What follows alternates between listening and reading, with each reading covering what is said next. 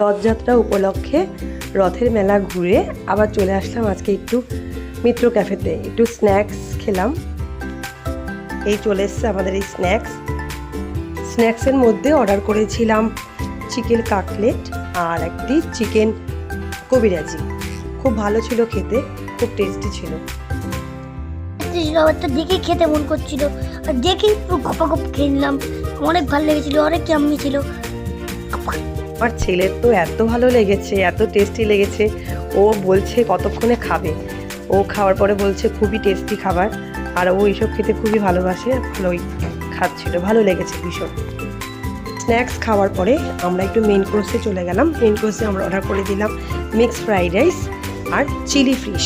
খুবই টেস্টি খাবারটা, আজকে নতুন ট্রাই করলাম, খুব ভালো লাগলো খেতে। আমি খেয়ে খেলাধুলা করে আবার রিল্যাক্স করে বাড়ি চলে আসলাম। আর